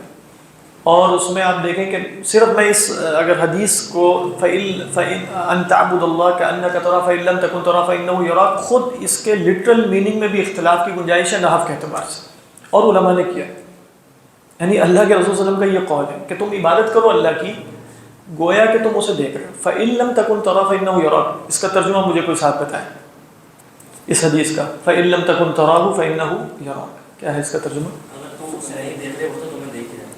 کیا مطلب؟ وہ 2 لیولز کا بیان ہے؟ نہیں، یعنی ہاں 2 لیولز ہیں، بعض لوگ اللہ کے اتنے قریب ہیں، یعنی ان کو جو کیفیت حاصل ہوئی ہے نماز کی، تو وہ ایسے ہی ہے کہ جیسے وہ یعنی آپ کہہ رہے ہیں کہ تم یا تو اللہ کی عبادت کرو گویا کہ تم اسے دیکھ رہے ہو، اور پس اگر یہ کیفیت حاصل نہیں ہوتی تو اگر تم اسے نہیں دیکھ رہے تو پھر وہ تو تمہیں دیکھ رہا ہے۔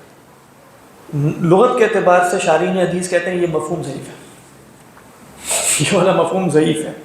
قوی تر مفہوم کیا ہے وہ میں عرض کرتا ہوں، اس کی بھی گنجائش ہے، وہ یہ ہے کہ تم اللہ کی عبادت کرو گویا کہ تم اسے دیکھ رہے ہو۔ پھر اللہ کے رسول صلی اللہ علیہ وسلم اسی جملے کی علت بیان کر رہے ہیں کہ دیکھو اگرچہ تم اسے نہیں دیکھ رہے، بس اگرچہ تم اسے نہیں دیکھ رہے تو وہ تو تمہیں دیکھ رہا ہے۔ یہ درجے کا بیان نہیں ہو رہا، کہا ہی جا رہا ہے کہ تم اللہ کی عبادت کرو گویا کہ تم اسے دیکھ رہے ہو، تو گویا سوال پیدا ہوا گویا کہ ہم اسے کیسے دیکھ رہے ہیں، کیسے، کیا مطلب، تصور باندھیں اس کا، کیا کریں؟ تو فرمایا اللہ کے رسول نے دیکھو اللہ کی عبادت کرو گویا کہ تم اسے دیکھ رہے ہو، ہاں اگرچہ تم اسے دیکھ تو نہیں رہی، وہ تو تمہیں دیکھ رہا ہے۔ اسے خود حدیث کے فہم میں اختلاف ہو جائے گا۔ تو جہاں ہمارے دین میں اختلاف کی گنجائش ہے وہاں اختلاف کی گنجائش رکھیں، اسی میں حسن ہے۔ یہ سمجھنا کہ یہ لوگ نہ کرتے تو اختلاف ختم ہو جاتا ہے، یہ نہ کرتے، بھائی جہاں اختلاف ہونا ہے وہاں ہونا ہی ہونا ہے۔ آج کل ایک دعوت ہے قرآن و حدیث پہ جمع ہو جاؤ اختلاف ختم ہو جائے گا، پتہ نہیں کہاں سے صحابہ میں ختم نہیں ہو سکا۔ حضرت عبداللہ ابن مسعود اور حضرت عمر میں، ابن قیم کی یہ ہے اعلام الموقعین میں کہتے ہیں 100 سے زیادہ مسائل میں فقہی اختلاف تھا، 100 سے زیادہ مسائل میں، صرف 2 صحابہ کے درمیان، کون ہے وہ؟ حضرت عمر اور حضرت عبداللہ ابن مسعود۔ اور حضرت عمر جب فوت ہوئے تو حضرت عبداللہ ابن مسعود فرماتے ہیں کہ مات 19 العلم، آج علم کے 9 میں سے 10 میں سے 9 حصے فوت ہو گئے۔ اتنا احترام کر رہے ہیں کہ بھائی مطلب اتنا علم رخصت ہو گیا، 90% علم چلا گیا آج دنیا سے، لیکن اختلاف ہے مجھے ان سے 100 مسائل تو عجیب بات، اتنی وسعت تھی۔ تو اب کیا کہتے ہیں بھائی حدیثیں جمع ہو گئی ہیں، شیخ البانی نے حکم لگا دیا ہے، مکتبہ شاملہ موجود ہے، ڈر کرو سب سامنے آ جائے گا، تو اختلاف کہاں؟ ان کو سمجھ میں نہیں آتا کہ اختلاف خود الفاظ میں اور حدیث کی فہم میں اور دلالت میں ہونا ہی ہونا ہے، کیونکہ اکثر جگہوں پر دلالت قطعی نہیں ہوتی۔ قرآن و حدیث پر جمع ہونے سے اختلاف کبھی بھی ختم نہیں ہوگا، فروعی کی بات کر رہا ہوں، اس میں تو لڑائی بھی نہیں، فقہی اختلاف نہیں، یہاں تو ساری لڑائی ڈالی گئی۔ ہندوستان میں آپ دیکھیں گے ساری لڑائی فقہی معاملات پر ڈالے رکھے ہیں، 100 سال سے زیادہ ڈالے رکھی۔ ابھی جو ہم آپ سے جو سمجھ رہے ہیں نا اپنی بات، ہاں نہیں ہم تو اوور آل تناظر میں سمجھ جی نہیں، ہمیں تو اس کی الحمدللہ اپنی اگر بات کروں تو مجھے تو کوئی امام ابو حنیفہ قوم کو سید الفقہاء کہتے ہیں ہمارے سر کے تار، ماشاء اللہ، ٹھیک ہے، وہ تو ہے ہی نہیں سر۔ لیکن میں ویسے آپ کو بتا رہا ہوں، آپ باہر نکلیں گے تو انہی چھوٹے چھوٹے مسائل پر یہ بحث، رفع دین ہو یا فلاں ہو یا میں فلاں۔ آپ سے سمجھنا چاہ رہا ہوں، ہاں میرا یہ کنسرن ہے، میں تو بالکل اس کو ٹھیک، وہ بتائیے۔ وہی ہے بس، یہ ساری جو چیزیں ہیں جو نیٹ کے اوپر، مثال کے جب سعید احمد خان صاحب ہیں، ہاں مطلب میں بہتر میرا خیال یہ کہ ابھی نیٹ والی چیزوں کو نا مرجانہ بنائیں، آپ پڑھیں، آپ انشاءاللہ اسکالر کو ریفر کرنا مطلب مجھے معلوم ہے، دیکھیں اسکالرس کو فی زمانہ ہی ریفر کر رہے ہیں، فی زمانہ بہتر یہ کہ مطلب آپ کہیں کہ فلاں آدمی کیا کہہ رہا ہے اور فلاں کیا نہیں کہہ رہا، اس کو جج کرنے کا میرے پاس کیا کرائٹیرین ہوگا. یعنی آپ نے فلاں مولانا کو سنا، فلاں عالم کو سنا، اور اس کے بعد انہی کے مخالف ایک اور کو سنا، وہ دلائل دے رہا ہے، وہ دلائل دے رہا ہے، پھر اس کے بعد آپ نے ایک تیسرے کو سنا، وہ اپنے ایک میرے پاس ان دلائل کو جانچنے کا پیمانہ کیا ہے؟ سوال یہ کیسے میں جانچوں گا کہ یہ صحیح کہہ رہا ہے یا یہ کہہ رہا ہے؟ اس کے لیے آپ مجھے پری ریکویزٹ میرے پاس کیا ہونا چاہیے؟ ہاں یہی میں بتانا چاہ رہا ہوں کہ اصل میں پہلے آپ یعنی ان کو سب کو سننے سے پہلے کہ فلاں کیا کہتا ہے اور فلاں کیا کہتا ہے اور فلاں کیا کہتا ہے، مطلب علوم میں گہرائی پیدا کرنے کی کوشش کریں. اصل طریقہ یہ یعنی علوم میں گہرائی سے مراد کیا ہے؟ جو ہمارے اصول دین ہے ان میں گہرائی پیدا کرنے کی کوشش کریں. پھر آپ جب گہرائی پیدا کریں گے اور پھر آپ گہرے لوگوں کو بھی پڑھیں گے، گہرے لوگوں کو، تو پھر شاید آپ کو، میں نہیں کہہ رہا یہ سب فی زمانہ بڑے بڑے لوگ ہیں، میں اپنی مطلب ہم تو سب ان کے، لیکن آپ کو پرانے لوگوں کو پڑھ کے فی زمانہ لوگ بونے نظر آئیں گے. حقیقتاً یہ علم کے زوال کا دور ہے، یہ علم کی ترقی کا زمانہ نہیں ہے. علم دین کی بات کر رہا ہوں، سائنس اینڈ ٹیکنالوجی کی بات نہیں کر رہا. یہ علم کی ترقی ہے، یہ زوال ہے. تو آپ علم کے جو دور کمال ہے نا، جب وہاں سے مراجعت کریں گے تو پھر آپ کو پتہ چلے گا کہ یہ آپ تفسیر پڑھ رہے ہیں، آپ پڑھیں کوئی جدید تفسیر پڑھیں اور پھر جا کر بیزاوی کو پڑھیں، آپ رازی کو پڑھیں، اور ان لوگوں کو پڑھیں گے تو آپ کو تو پہلے ان کی عبارت سمجھنے میں ٹائم لگے گا. سیدھی سی بات. یعنی آپ کہیں گے اچھا، اور وہ مختصر مطلب بہت سی چیزیں ایسے حل ہوتی ہیں اس سے، جو آپ ہو سکتا ہے ادھر پڑھیں ادھر پڑھیں ادھر پڑھیں، آپ کو سمجھ بھی نہ آئے کہ کیا چیزیں چل رہی ہیں. تو لیکن آپ دیکھیں کہ ان لوگوں کو پڑھنے، صرف پڑھنے کے لیے نا، ان بڑے لوگوں کو پڑھنے کے لیے آپ کو کسی درجے کی مہارت حاصل کرنی پڑتی ہے. لیکن جدید لوگوں کو سننے اور پڑھنے کے لیے محسوس ہوتا ہے کہ کوئی مہارت کی ضرورت ہی نہیں ہے کسی قسم کی. ان کی بات سنیں، میں ان کو بھی جج کر سکتا ہوں، ان کو بھی جج کر لوں گا. اور جج کون ہے؟ کیونکہ یوٹیوب، سوشل میڈیا ایک ایسا پلیٹ فارم ہے کہ جہاں آپ چیز جب پھینک دیتے ہیں تو اس کے جو ججز ہیں نا، وہ میں اور آپ یعنی عوام ہیں، جنہوں نے جج کرنا ہے بیٹھ کے کہ ہاں ان کی بات مجھے بڑی لاجیکل لگی ہے. لاجک کا تو ان سے پوچھا جائے نا کہ ذرا لاجک کی تعریف ہی بتا دو اور لاجیکل کا مطلب کیا ہوتا ہے تو ان کو اس کی کوئی خبر نہیں ہوگی. لیکن کیا بات ہے بھائی، مجھے یہ لاجیکل لگ رہی ہے کس بنیاد پہ؟ میں نے لاجک میں کوئی مہارت حاصل کی ہے، میں نے علوم دینیہ میں کوئی گہرائی حاصل کی ہے، مجھے کیوں لاجیکل لگ رہی ہے؟ تو مجھے تو اپنے لاجیکل لگنے پر بڑا اسکیپٹک ہونا چاہیے. مجھے چیز لاجک لگ رہی ہے اتنے بیوقوف آدمی کو تو پھر تو اس میں کچھ نہ کچھ گڑبڑ ہے. تو اس لیے مطلب میں آپ کو کیا بتاؤں، یعنی میں مطلب بالکل میں نے ابھی چیزیں پڑھنی ہی شروع کی ہیں، لیکن یہ چیزیں میں پڑھ کس وقت سے رہا ہوں، یعنی میں سن نہیں رہا، پڑھ رہا ہوں 2004 سے، اب 20 سال ہو گئے. اور اس زمانے میں آپ کہیں گے کہ ان کی تو عمر اتنی کافی نہیں جتنی ان کو پڑھتے ہوئے ٹائم. نیچے آپ جا کے دیکھیں، اپنے یونیورسٹی کی لائبریری جائیں، ابن تیمیہ کا میں عاشق تھا. اگر آپ لوگ کسی کو معلوم ہو یا نہ ہو، ابن تیمیہ کا میں اتنا بڑا عاشق تھا کہ میں نے اپنے چند بڑے محترم اساتذہ سے، جو ابھی بھی میرے بہت محترم ہیں اور اساتذہ ہمیشہ محترم ہی رہنے چاہیے، ان سے سخت گفتگو کی ہوئی ہے، لڑائی جھگڑا کیا ہوا ہے، یہاں تک کہ میں تو سمجھتا ہوں گستاخی کی ہے، اللہ تعالیٰ معاف کرے، ابن تیمیہ کے دفاع میں، ابن تیمیہ علیہ الرحمہ کے دفاع میں. ابن تیمیہ کی جو نیچے آپ کو فتاویٰ پڑھے نا، یہ سب جلدیں میں نے کھنگاری ہوئی. درء تعارض العقل والنقل آپ کو پڑھی نظر آئی. یہ نہیں کہ میں نے سنا ہے کہ صالح الفوزان کیا کہتے ہیں اور ابن منجد کون، یہ بات خود پوری جلد پڑھی ہے. آپ جا کے درء تعارض العقل کی 5 جلدیں نکالیں، وہ ایسے نہیں شروع سے لے کے. ابن تیمیہ کے فتاویٰ ہے نا 35-32 جلدوں میں، اس کی کم از کم 15-20 جلدیں پڑھی ہیں. ایسے نہیں کہ بس وہ پوری جلد. ابن تیمیہ کے خلاف میں کوئی بات نہیں سن سکتا تھا. ابن تیمیہ علیہ الرحمہ ابھی بھی بہت بڑے وہ آدمی ہیں اور دل میں ان کے لیے بہت عزت و احترام، لیکن میں بتا رہا ہوں کہ جو اس وقت کی کیفیت تھی. اور وہ فلاں اساتذہ سے میں نے، مجھے وہ منظر بھی ابھی تک یاد ہے کہ جو میں نے آپ یہ کہہ رہے ہیں ابن تیمیہ کے بارے میں، میں نے ابن تیمیہ کو پڑھایا، آپ نے پڑھا؟ آپ جا کے آپ ابن تیمیہ، یعنی آپ مجھے بتا دیں ابن تیمیہ کیا کہتے ہیں، میں تو پڑھتا ہوں ان کو بیٹھ کے ڈائریکٹ. یعنی انہوں نے کہا ابن تیمیہ اس بات کے قائل تھے، ابن تیمیہ اس بات کے قائل تھے، ابن تیمیہ اس بات کے قائل تھے. میں نے کہا کوئی اس بات کے قائل نہیں تھے، میں نے ابن تیمیہ کو خود پڑھا ہوا ہے، میں مستقل ابن تیمیہ کو پڑھ رہا ہوں.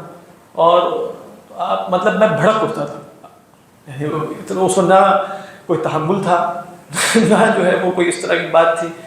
تو بالکل جیسے یوں کر کے آپ ماچس کی تیلی لگائیں اور وہ بندہ جو ہے وہ بھڑک کر کے اس طریقے پر. تو مطلب کہنے کا مقصد یہ، میں نے ان کو ڈائریکٹ پڑھا ہے. ڈائریکٹ پڑھنے سے مراد یہ ہے کہ سنی سنائی کوئی بات نہیں. فتوحات مکیہ کو میں ڈائریکٹ پڑھا کرتا تھا. عجیب بات یہ تھی جو میرے ساتھ اللہ کا فضل ہوا، فضل اللہ کا یہ ہوا کہ ابن تیمیہ علیہ الرحمہ کے شدید عاشق ہونے کے باوجود میں نے امام غزالی علیہ الرحمہ کو پڑھنا کبھی نہیں چھوڑا. یعنی مستقل، جیسے میں اگر ابن تیمیہ کو پڑھ رہا تھا علیہ الرحمہ تو ساتھ غزالی کو بھی ضرور پڑھتا تھا. ابن تیمیہ کے غزالی کو نقد ہے بہت زیادہ، لیکن مجھے تھا کہ غزالی کو ہے فرق ہے، ان کو تو بہرحال پڑھنا ہی چاہیے. اور یہ بڑا فضل ہوا کہ ورنہ ہوتا کہ آپ جب ایک لائن نکلتے ہیں ابن تیمیہ کو، آپ نے دیکھا کہ فلاں جگہ پہ انہوں نے غزالی کو نقد کر دیا، فلاں پہ نقد، تو اچھا یہ بندہ بھی فارغ ہے، یہ بھی فارغ ہے، غزالی بھی فارغ ہے، یہ بھی فارغ ہے، ابن تیمیہ نے سب کو فارغ قرار دے دیا تو اب کہیں اور جانے کی ضرورت ہی نہیں. یہ ہوتا ہے اور بہت سے لوگوں کے ساتھ ایسا ہوا ہے. وہ پھر ابن تیمیہ علیہ الرحمہ ہی کل مرجع بنتے ہیں ان کے لیے دین کا. ان کے سامنے دوسری بات نہیں آتی، جیسے ابن تیمیہ نے بیان کی ہوتی ہے ویسے آتی ہے، بس ڈائریکٹ سورسز سے نہیں آتی. تو ابن تیمیہ علیہ الرحمہ کو پڑھتے پڑھتے فتوحات مکیہ بھی مطلب پڑھتا تھا، سمجھ کچھ نہیں آتی تھی لیکن پڑھتا تھا. وہ تو ابن تیمیہ کی بھی شروع میں جب میں نے پڑھنا شروع کی تھی، مجھے اتنی عربی نہیں آتی تھی تو پوری جلد میں پڑھ لیتا تھا، 10-15% سمجھ میں آتی تھی، پھر دوبارہ پڑھ لیتا تھا، پھر زیادہ سمجھ میں آنا شروع ہو جاتی تھی. تو اس طرح عربی بھی بہتر کر رہا تھا ویسے میں اس وقت ابن تیمیہ کے ساتھ تعلق بناتے بناتے عربی بھی بہتر ہو رہی تھی اللہ کے فضل سے. تو پھر وہ وقت آیا، اب اس وقت وہ وقت ہے کہ جو ہمارے استاد صاحب فرما رہے تھے کہ جب میں نے ان سے جھگڑا کیا تھا کہ ابن تیمیہ یہ کہتے ہیں یہ کہتے ہیں، میں نے کہا سوال ہی پیدا نہیں ہوتے. اب میں ان سے بڑھ کر ان باتوں کا قائل ہوں جو ہمارے استاد صاحب فرمایا کرتے تھے. یہ ہمارے استاد صاحب کی کرامت بھی ہو سکتی ہے، جو بھی آپ سمجھیں، ہاں کچھ بھی پتہ نہیں بالکل. لیکن ابن تیمیہ علیہ الرحمہ آپ کی زندگی میں ایک محطہ ہونے چاہیے جہاں سے آپ نے گزرنا ہے. یہ نہیں ہے کہ ان کو حتمی طور پہ دین کا واحد سورس بنا کر اور واحد مرجع بنا کر آپ نے وہیں ساری زندگی گزار دینی ہے. یہ طریقہ نہیں ہے، کیونکہ دین ہمارا کچھ ہے دین کے ثوابت جس میں کبھی کوئی کمپرومائز نہیں ہے اللہ کے فضل سے، نہ ہمیں کبھی کرنا چاہیے. لیکن اس کے سوا اگر آپ طالب علم ہیں، الا یہ کہ آپ طالب علم نہ ہوں، اگر آپ طالب علم نہیں ہیں تو پھر آپ کو نہیں پڑھنا چاہیے ان چیزوں میں. لیکن اگر آپ کہتے ہیں کہ میں نے دین پڑھنا ہے، طالب علم بننا ہے، تو اور علوم میں کچھ رسوخ پیدا کرنے کی کوشش کرنی ہے، رسوخ ہو یا نہ ہو کوشش کرنی ہے، تو پھر آپ یہ نہیں کہہ سکتے کہ میں ایک ہی کو مرجع بنا دوں گا. طالب علم مانا طریقہ یہ نہیں، کیونکہ طالب علم تو وہ ہے جو علم کا طالب ہے، وہ طالب شخصیت نہیں ہے. وہ یہ نہیں ہے کہ وہ کہے کہ بس علم کو بھی ایک شخصیت کے اندر دائرے میں بند کر کے رکھے. جہاں سے ماشاء اللہ آپ نے سارا کھولا ہے. یہ جب پہلی دفعہ جب میں اس کو ہوا مسئلہ مسائل، تو میں میرا ایک دوست ہے عالم، پھر اس سے میں نے جا کے یہ ساری باتیں کی اور وہ پریشان ہو گئے، ڈر گئے، اس سے تو مکان لازم آتا ہے. پھر وہ بھی اس چیز میں پڑھ گئے اور وہ میں نے پڑھا پھر تھا. آپ نے ڈسکس کیا نا ڈر گئے اس لیے، انہوں نے بھی وہ میری اس بات سے ایگری ہو گئی. یعنی بولی پراپر درس نظامی ہے، مطلب یہ نہیں کہ میں خود سے لگایا ہوں. دیکھیں ہاں بالکل اچھا کرتے ہیں، میں کسی کی کوئی بات نہیں کر رہا، لیکن آج کل پراپر درس نظامی ہونے کا کوئی معنی نہیں ہوتا. یہ بات ذہن میں رکھیے. کچھ باقی پراپر ہوتے ہیں لیکن کچھ پراپر ہوتے ہوئے بھی پراپر نہیں ہوتے ہیں، کیونکہ ہم نے ایسے لوگوں کو دیکھا ہے، یعنی پورے درس نظامی سے وہ فارغ التحصیل ہوتے ہیں اور ان کے ویسے نمبرز بھی ٹھیک ہوتے ہیں، لیکن ان کا نہیں ہوتا اس طرح کا سلسلہ. آپ نے بات سنی بالکل ٹھیک ہے، یعنی آپ استوا کو مان کے آپ نے تقسیم کی نفی کر دی. ہاں بس اتنی سی بات. لیکن میرے اور آپ کے لیے، ہم چونکہ عامی ہیں، میرے اور آپ کے لیے یہی بات ہے. ثم استوى على العرش نؤمن بان الله استوى على العرش. ہم نے ایمان رکھنا ہے کہ اللہ عرش پر مستوی ہوا ہے. ساتھ کیا ایمان رکھنا ہے؟ نہیں سکم اس لیے شیء. بس یہ دونوں آیتیں ساتھ جوڑ کے آپ پڑھیں تو اس کے بعد کیا ہوگا کہ اس کے استوا میں بھی اس کا کوئی مثل ہے جب اس کے نہیں لیس کمثلہ شیء تو اس کے استوا میں بھی اس کا کوئی مثل نہیں، تو جب اس کے استوا میں اس کا کوئی مثل نہیں ہے تو یہ ساری تمثیلات کے جیسے ہم بیٹھتے ہیں اور ویسے ہوتا ہے یہ سب بے معنی ہو جائے گی۔ کیفیت بھی معلوم نہیں، کیفیت اور شے، یہ انشاءاللہ کبھی آپ سے اور گفتگو کریں گے۔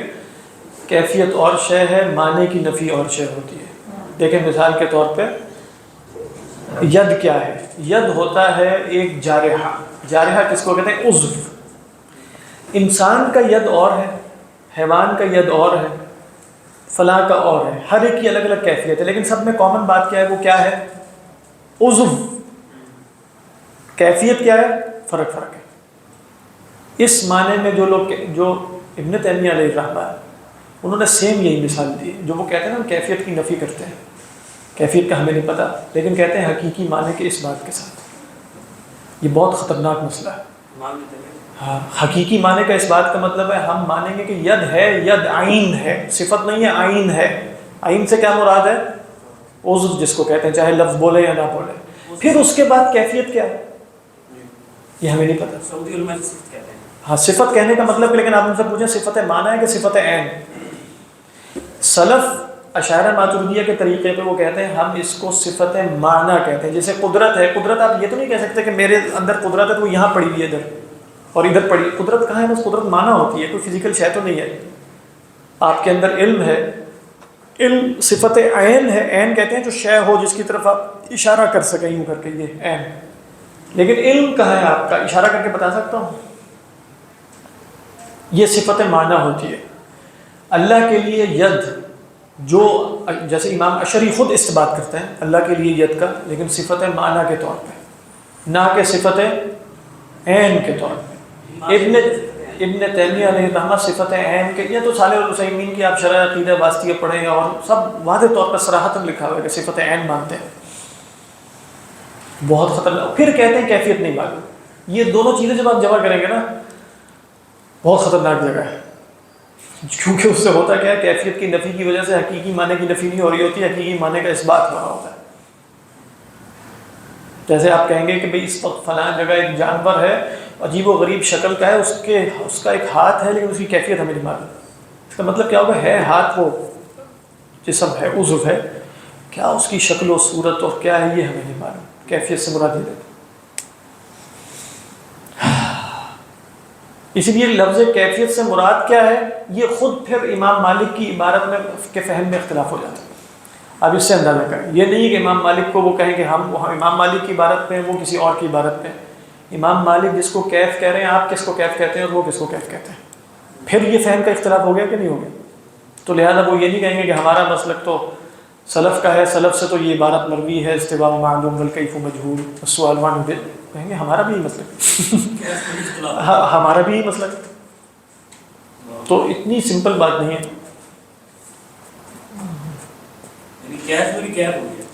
کیف کی کیف کیا ہے؟ اور میں آپ کو ایک اور بات بتاؤں، چلیں امام مالک کی جو عبارت ہے نا والکیف مجہول، یہ سارے لوگ اسی کا اس بات کرتے پھرتے ہیں۔ سندن اس سے زیادہ قوی روایت میں الفاظ ہیں والکیف غیر معقول، یہ جا کے آپ تحقیق کر لیں، سندن یہ روایت زیادہ قوی ہے۔ کون سی بلد؟ غیر معقول۔ اور یہ صریحاً ہے کہ اللہ کے حق میں کیف غیر معقول ہے، سمجھ میں نہیں آ سکتی۔ کیوں؟ اس لیے کہ کیف کا تعلق ہی جسم سے ہوتا ہے۔ جب آپ کیف کی تعریف پڑھیں گے نا کہ کیف کہتے کس کو ہے، تو پھر پتہ چلے گا کہ کیف اصل میں کیف جسمانی ہوتی ہے۔ سمجھ میں آ رہی؟ تو والکیف غیر معقول، لہذا طریقہ کیا ہے کہ ہم اس بات کا کریں کہ اللہ سبحانہ و تعالی لیس کمثلہ شیء، ہمارے لیے سیف سائڈ کیا ہے؟ لیس کمثلہ شیء لا فی صفاتہ لا فی ذاتہ، یہ تین چیزوں میں اللہ کے مانند کوئی نہیں ہے۔ کون سی تین چیزیں؟ لیس کمثلہ شیء لا فی ذاتہ ولا فی صفاتہ ولا فی افعالہ، اللہ کے مانند نہ ذات میں، نہ صفات میں، نہ افعال میں۔ فعل بھی اللہ کا کسی فعل کے مانند نہیں۔ ہمارا فعل کیسے ہوتا ہے؟ ہاتھ پاؤں ہلاتے ہیں، یہ کرتے ہیں، چیز اٹھاتے ہیں، کچھ بھی وہاں کسی کے مانند نہیں، یہ خدا کی ذات ہے۔ واللہ اعلم۔ اسی پر اقتدار آج تو جی